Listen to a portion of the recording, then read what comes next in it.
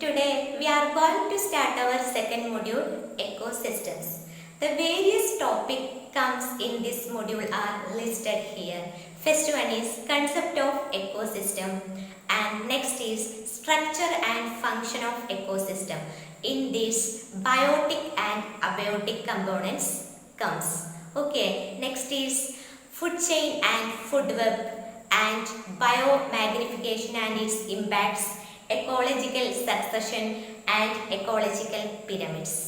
Next is biomes, and then four different types of ecosystems are coming. Those are desert ecosystem, forest ecosystem, grassland ecosystem and aquatic ecosystem. Beyond this, we are studying biodiversity and also urbanization and its impacts on environment, and also the climatic change, sea level rise and global warming. Okay, so now we can start with concept of ecosystem. Okay, what is mean by an ecosystem? It is defined as a natural, functional, ecological unit comprising of living and non-living environment which interact and to form a stable self-supporting system. Okay ആണോ? നമ്മുടെ ecosystem എന്ന് പറഞ്ഞു കഴിഞ്ഞാൽ അതൊരു functional ആണ്, അതുപോലെ ecological ആണ്, അതുപോലെ നാച്ചുറൽ ആയിട്ടുള്ള ഒരു സെൽഫ് സസ്റ്റൈനിങ് സിസ്റ്റം ആണ്. ഇതിൽ ലിവിങ് കമ്പോണൻസും ഉണ്ട്, നോൺ ലിവിങ് കമ്പോണൻസും ഉണ്ട്. ലിവിങ് കമ്പോണൻസ് എന്ന് പറയുമ്പോൾ ജീവനുള്ളവ, അത് നമ്മൾ മനുഷ്യര്, ആനിമൽസ്, പ്ലാന്റ്സ് ഇവയൊക്കെയാണ് അതിൽ വരുന്നത്. നോൺ ലിവിങ് കമ്പോണൻസ് എന്ന് പറയുമ്പോഴോ സോളാർ റേഡിയേഷൻ, അതായത് സൺ, വാട്ടർ, അറ്റ്മോസ്ഫിയർ ഇങ്ങനെയൊക്കെയാണ് വരുന്നത്. അപ്പോൾ ലിവിങ് കമ്പോണൻസിന്റെയും നോൺ ലിവിങ് കമ്പോണൻസിന്റെയും തമ്മിലുള്ള ഒരു ഇന്ററാക്ഷൻ വഴിയാണ് നമ്മുടെ എക്കോസിസ്റ്റം നിലനിൽക്കുന്നത്. Okay, the study of ecosystem is known as ecology. നമ്മുടെ എക്കോസിസ്റ്റത്തിന്റെ സ്റ്റഡിയെ പറയുന്ന പേരാണ് എക്കോളജി. ഇനി നമുക്ക് എക്കോസിസ്റ്റത്തിനുള്ള കുറച്ച് എക്സാമ്പിൾസ് നോക്കാം.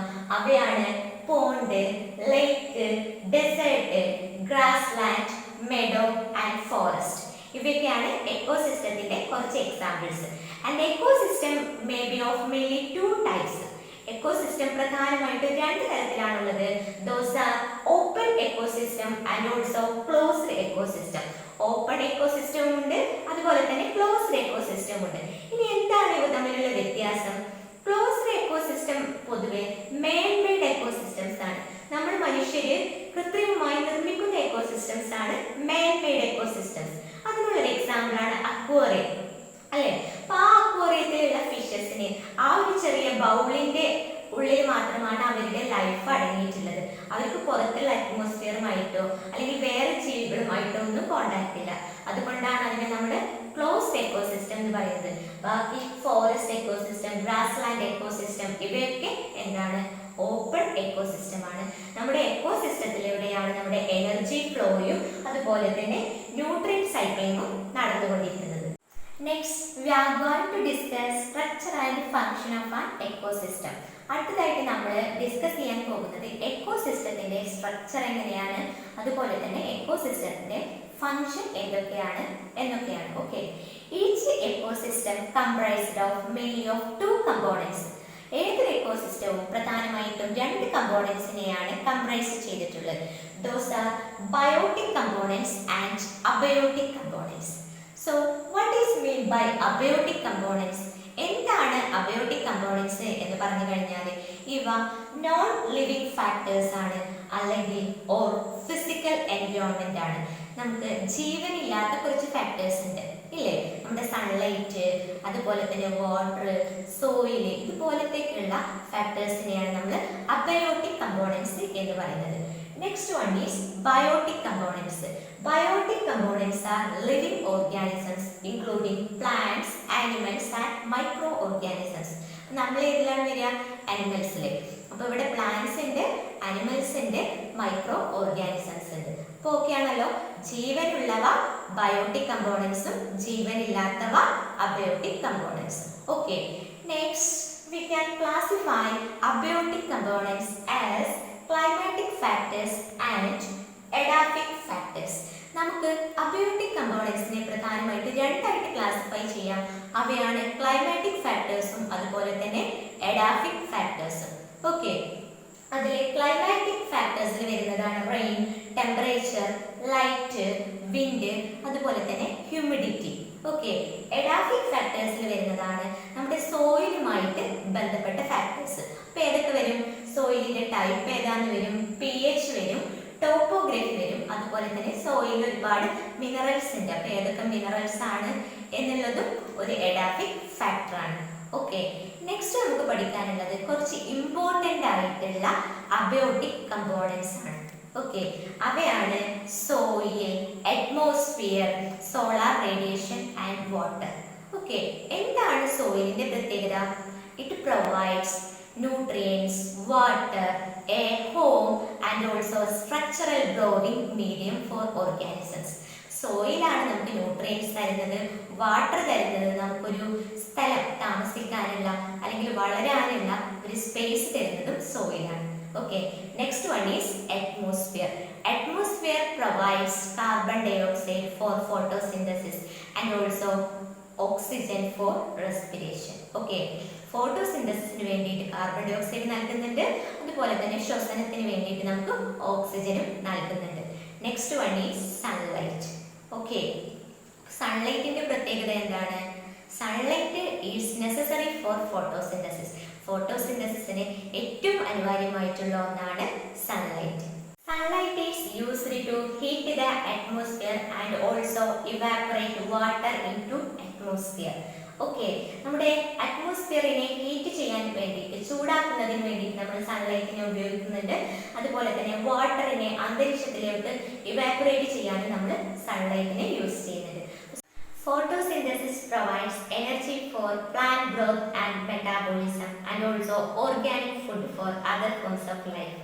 അപ്പോൾ ഫോട്ടോസിന്തസിസ് ആണ് പ്ലാന്റ് ഗ്രോത്തിന് സഹായിക്കുന്നതും അതിന്റെ മെറ്റാബോളിസത്തിന് സഹായിക്കുന്നതും. അതുപോലെ നമുക്കൊക്കെ ഉള്ള ഫുഡ് ആരാണ് തരുന്നത്? പ്ലാന്റ്സ് ആണ് അല്ലെ. അപ്പൊ അതിനു വേണ്ടിയിട്ട് ആദ്യം സോളാർ എനർജി അവിടെ ഉപയോഗപ്പെടുത്തുന്നത്. Next one is water. Okay, water is the medium by which nutrients and minerals enter into the plants. Water വഴിയാണ് നമ്മുടെ ന്യൂട്രിയൻസും മിനറൽസും ഒക്കെ പ്ലാന്റ്സിൽ എത്തപ്പെടുന്നത്. Okay, and the water we receive from earth surface and soil. നമ്മളുടെ എർത്ത് സർഫസിൽ നിന്നും സോയിലിൽ നിന്നുമാണ് നമ്മൾ വാട്ടറിനെ റിസീവ് ചെയ്യുന്നത്. പ്രധാനമായിട്ടും വാട്ടറിന്റെ സോഴ്സ് എന്ന് പറയുന്നത് പ്രസിപ്പിറ്റേഷൻ ആണ്, നമ്മുടെ റെയിൻഫാൾ ആണ്. ഓക്കെ, വാട്ടർ എന്ന് പറയുന്നത് എന്തിനൊക്കെ ഉപയോഗിക്കുന്നുണ്ട്? അതുപോലെ തന്നെ ഫോട്ടോസിന്തസിസിന് ഉപയോഗിക്കുന്നുണ്ട്, അതുപോലെ തന്നെ ലീഫിന്റെ ടെർജിഡിറ്റിക്ക് വേണ്ടിയും ഉപയോഗിക്കുന്നുണ്ട്. നമുക്ക് ബയോട്ടിക് കമ്പോണൻസ് നോക്കാം. അപ്പോൾ ബയോട്ടിക് കമ്പോണൻസ് എന്ന് പറയുമ്പോൾ ലിവിങ് കമ്പോണൻസ് ആണ്, ലിവിങ് ഓർഗാനിസംസ് ആണ്. അപ്പോൾ ബയോട്ടിക് കമ്പോണൻസിനെ പ്രധാനമായിട്ട് നമുക്ക് മൂന്നായിട്ട് ക്ലാസിഫൈ ചെയ്യാം. Those are producers, consumers and decomposers. അപ്പോൾ ആരാണ് പ്രൊഡ്യൂസേഴ്സ്? പ്രൊഡ്യൂസേഴ്സ് ആർ അവർ ഗ്രീൻ പ്ലാന്റ്സ്. നമ്മുടെ ഹരിത കണമുള്ള സസ്യങ്ങളാണ് നമ്മുടെ producers. They are having chlorophyll and with the help of which they trap solar energy and are converted into carbohydrates with the help of carbon dioxide and water.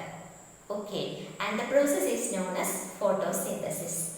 നമ്മുടെ ഈ green പ്ലാന്റ്സിന് chlorophyll ഉണ്ട്, പച്ച നിറത്തിലുള്ള ഒരു ഹരിതക വസ്തുവാണ് ഈ ക്ലോറോഫിൽ. അപ്പൊ ഇതിന്റെ സഹായത്തോടെ അവര് സോളാർ എനർജിയെ ട്രാപ്പ് ചെയ്യും, എന്നിട്ട് കാർബോഹൈഡ്രേറ്റ്സിനെ രൂപീകരിക്കും. കാർബോഹൈഡ്രേറ്റ്സ് ആണ് നമ്മുടെ ഇവിടുത്തെ കെമിക്കൽ എനർജി. അതിനു വേണ്ടിയിട്ട് അവർ കാർബൺ ഡൈ ഓക്സൈഡും വാട്ടറും ഉപയോഗിക്കുന്നുണ്ട്. And the process is known as photosynthesis. ഈ പ്രോസസ്സിനെ പറയുന്ന പേരാണ് ഫോട്ടോസിന്തസിസ് അഥവാ പ്രകാശ സംശ്ലേഷണം. ഓക്കെ ആണല്ലോ. ഇവിടെ പ്ലാന്റ്സ് അവരുടെ ഫുഡ് സ്വയം നിർമ്മിക്കുന്നത് കൊണ്ട് തന്നെ they are known as autotrophs. Okay, അപ്പൊ അവര് ഓട്ടോട്രോഫ്സ് എന്നാണ് അറിയപ്പെടുന്നത്. Okay, they use their chemical energy for plant growth. Okay, and the remaining energy is stored in plant parts. അപ്പൊ ഈ കെമിക്കൽ എനർജി പ്ലാന്റ് ഗ്രോത്തിന് വേണ്ടിയിട്ട് ഉപയോഗിക്കുന്നുണ്ട്. ബാക്കി വരുന്ന എനർജി അവരുടെ പ്ലാന്റിന്റെ മറ്റു പാർട്സിൽ ശേഖരിക്കുകയും ചെയ്യുന്നുണ്ട്. അപ്പൊ ഈ എനർജിയാണ് അടുത്ത ഘട്ടങ്ങളിലോട്ട് കടന്നു പോകുന്നത്. Okay, next is consumers. Consumers ആരൊക്കെയാണ്? നമ്മളൊക്കെ കൺസ്യൂമേഴ്സ് ആണ് അല്ലെ. അനിമൽസ് ആണ് consumers. They lack chlorophyll and they are not able to synthesize food. അവർക്ക് അതായത് നമുക്ക് ക്ലോറോഫിൽ ഇല്ല, അതുകൊണ്ട് തന്നെ നമുക്ക് സ്വന്തമായിട്ട് ഫുഡ് നിർമ്മിക്കാനും കഴിയില്ല. നമ്മൾ പ്ലാന്റ്സിനെ ഡിപ്പെൻഡ് ചെയ്യുകയാണ് for our food and we are known as heterotrophs. അതുകൊണ്ട് തന്നെ നമ്മൾ ഹെറ്ററോട്രോപ്സ് എന്നറിയപ്പെടുന്നു. ഓക്കെ, അപ്പോൾ കൺസ്യൂമേഴ്സിനെ നമുക്ക് പ്രധാനമായിട്ടും 5 ആയിട്ട് തരംതിരിക്കാം. Those are primary consumers, secondary consumers, tertiary consumers, quaternary consumers and finally decomposers. നമുക്ക് ഫസ്റ്റ് പ്രൈമറി കൺസ്യൂമേഴ്സ് നോക്കാം. ഓക്കെ, അല്ലെങ്കിൽ പിന്നെ നമ്മൾ എന്ത് പറയും? First order consumers or herbivores, animals which feed on plants. പ്ലാന്റ്സിനെ കഴിക്കുന്ന അനിമൽസ് ആണ്, അതുകൊണ്ടാണ് അവയെ നമ്മൾ ഹെർബിവോർസ് എന്ന് പറയുന്നത്. അതിനുള്ള എക്സാമ്പിൾ ആണ് റാബിറ്റ്, ഡിയർ, ഗോട്ട്, അതുപോലെ തന്നെ കാറ്റില്, ഇൻസെക്ട്, മാൻ. ഇവയൊക്കെയാണ് ഇതിനുള്ള എക്സാമ്പിൾ. ഇനി എന്താണ് സെക്കൻഡറി കൺസ്യൂമേഴ്സ് നോക്കാം, അല്ലെങ്കിൽ second order consumers or primary carnivores എന്ന് നമ്മൾ പറയും. ഓക്കെ, അപ്പോൾ ഇവ എന്താണ് ചെയ്യുന്നത്? Animals which feed on herbivores. ഇവ നമ്മുടെ ഹെർബിവോർസിനെയാണ് ഭക്ഷണമാക്കുന്നത്. അപ്പോൾ അതിനുള്ള എക്സാമ്പിൾ ആണ് കാറ്റ്, അതുപോലെ തന്നെ ഫ്രോഗ്, അതുപോലെ തന്നെ ഫോക്സ്. ഇവയൊക്കെയാണ് ഇതിനുള്ള എക്സാമ്പിൾ ആയിട്ട് വരുന്നത്. ഇനി next is tertiary consumers or third order consumers or large carnivores. Okay, അപ്പോൾ ഇവ നമ്മുടെ പ്രൈമറി കാർണിവോർസിനെയാണ് ഭക്ഷണമാക്കുന്നത്. അതിനുള്ള എക്സാമ്പിൾ ആണ് wolves. Okay, next is quaternary consumers or fourth order consumers or omnivores. Okay, ഇവിടെ very large carnivores feed large carnivores. Okay, ഇവിടെ വളരെ വലിയ കാർണിവോർസ് അതിനേക്കാളും വലിപ്പം കുറഞ്ഞ കാർണിവോർസിനെയാണ് ഭക്ഷണമാക്കുന്നത്. ഇവരെ മറ്റു ജീവികളൊന്നും ഭക്ഷണമാക്കുന്നുമില്ല. ഓക്കെ, ഇത്തരത്തിലുള്ളതാണ് ഇവയാണ് നമ്മൾ ഓംനിവോർസ് എന്ന് പറയുന്നത്. അപ്പൊ അതിനുള്ള എക്സാമ്പിൾ ആണ് ലയൺ, ടൈഗർ, അതുപോലെ തന്നെ ഹ്യൂമൻ. നമ്മളൊക്കെ ഓംനിവോർസ് എന്നുള്ള കാറ്റഗറിയിലാണ് വരുന്നത്. And next is detritivores or സാപ്രോട്ടോപ്സ്.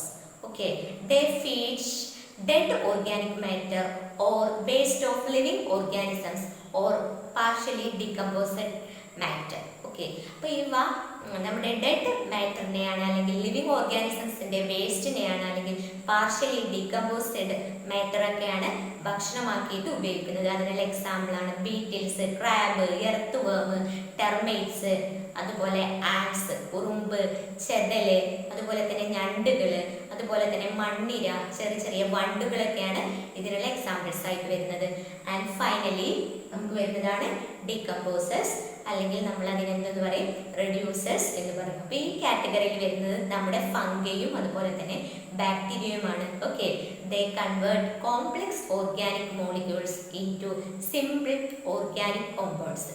ഇവ കോംപ്ലക്സ് ഓർഗാനിക് മോളിക്യൂൾസിനെ കുറച്ച് സിമ്പിൾ ആയിട്ടുള്ള ഓർഗാനിക് കോമ്പൗണ്ട് ആയിട്ട് മാറ്റുന്നു.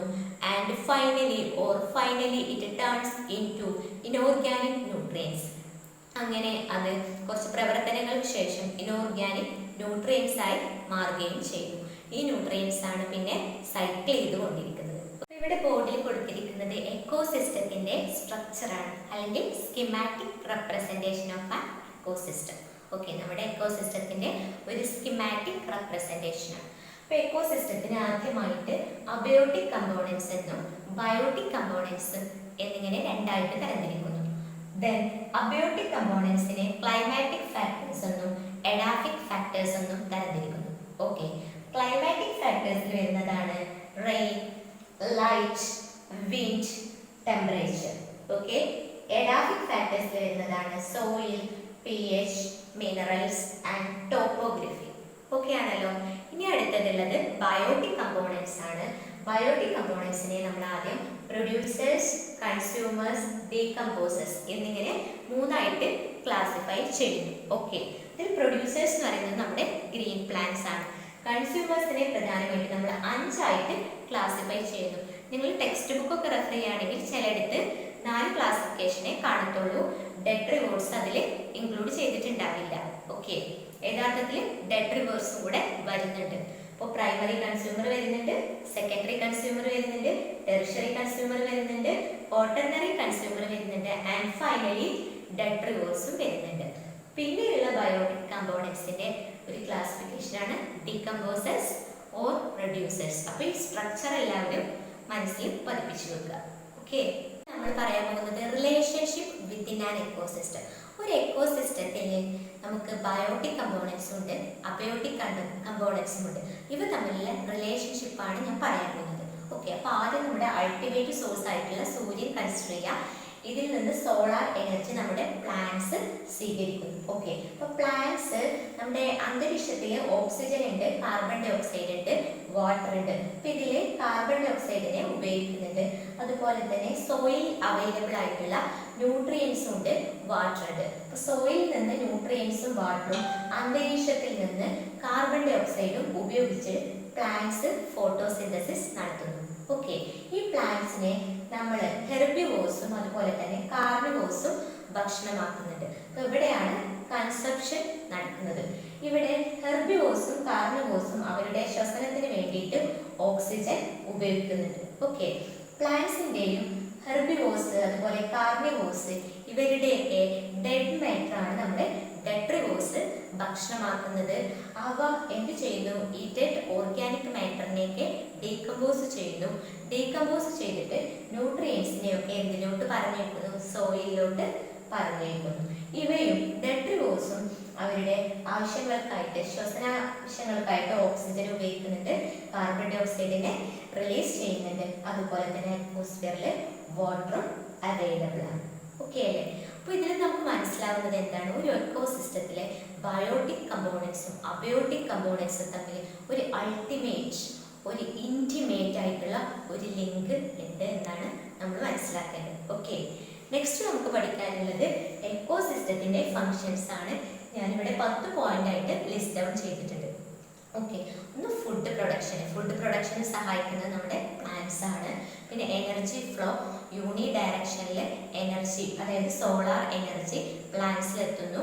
പിന്നെ അടുത്തതായിട്ട് അത് ഹെർബിവോഴ്സിലോട്ട് പോകുന്നു, പിന്നെ കാർണിവോഴ്സിലോട്ട് പോകുന്നു, പിന്നെ ഡീകമ്പോസേഴ്സിലോട്ട് പോകുന്നു. അങ്ങനെ അത് കണ്ടിന്യൂ ചെയ്യാണ്. യൂണി ഡയറക്ഷണൽ ഫ്ലോ ആണ്. ഓക്കെ, പിന്നെ ഡെവലപ്മെന്റ് ആൻഡ് സ്റ്റെബിലൈസേഷൻ. നമ്മുടെ എക്കോസിസ്റ്റം നല്ല രീതിയിൽ അതിൻ്റെ ഉള്ളിലുള്ള ഓർഗാനിസംസ് നല്ല രീതിയിൽ ഡെവലപ്പ് ചെയ്യുന്നുണ്ട്. അതുപോലെ തന്നെ അവർക്കൊക്കെ സ്റ്റെബിലിറ്റി കിട്ടുന്നുണ്ട്. Gas regulation. ഇപ്പോൾ നൈട്രജൻ ഒരു ഗ്യാസാണ്, ഓക്സിജൻ ഒരു ഗ്യാസാണ് അല്ലേ? അപ്പോൾ ഇവരുടെയൊക്കെ ഒരു സൈക്കിള് നിലനിൽക്കുന്നത് എക്കോസിസ്റ്റത്തിലൂടെയാണ്. അതുപോലെ തന്നെ ക്ലൈമറ്റിൻ്റെ റെഗുലേഷൻ നടക്കുന്നുണ്ട്. ശരിയായ രീതിയിൽ മഴയൊക്കെ കിട്ടുന്നത് പ്ലാന്റ്സ് ഉള്ളത് കൊണ്ടാണ്. Water regulation. അപ്പോൾ വാട്ടർ എന്ത് ചെയ്യാണ്? എക്കോസിസ്റ്റത്തിലൂടെ അതിലുള്ള വിവിധ കമ്പോണൻസിലൂടെ ഓർഗാനിസംസിലൂടെ സൈക്കിൾ ചെയ്തുകൊണ്ടിരിക്കുകയാണ്. പിന്നെ ജനറ്റിക് റിസോഴ്സസ്. ഇപ്പോൾ എക്കോസിസ്റ്റംസിൽ ഒരുപാട് ഓർഗാനിസംസ് ഉണ്ട്. അവ കാലാന്തരം അവർക്ക് ജനറ്റിക് വേരിയേഷൻസ് ഒക്കെ സംഭവിക്കുന്നുണ്ട്. അങ്ങനെ പുതിയ ഓർഗാനിസംസ് പ്രൊഡ്യൂസ് ചെയ്യപ്പെടുന്നുണ്ട്.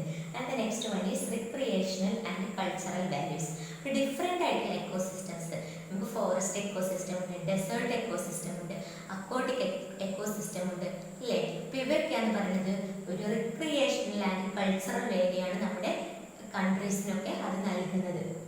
Okay, and the night one is soil conservation. Plants ഒക്കെ നന്നായിട്ടുള്ളത് കൊണ്ട് തന്നെ സോയിലിൻ്റെ കൺസർവേഷൻ നടക്കുന്നുണ്ട്. ഓക്കെ, പിന്നെ ഓർഗാനിക് മാറ്റർ എന്ന് പറയുമ്പോൾ നമ്മുടെ അതുപോലെ പ്ലാന്റ്സിൻ്റെ ഒക്കെ ഡെഡ് ഓർഗാനിക് മാറ്ററിൻ്റെ ഒക്കെ ഡീകമ്പോസിഷൻ നല്ല രീതിയിൽ നടക്കുന്നത് കൊണ്ടാണ് സോയിലിൻ്റെ ഫെർട്ടിലിറ്റി മറ്റും നമുക്ക് കീപ്പ് ചെയ്യാൻ പറ്റുന്നത്.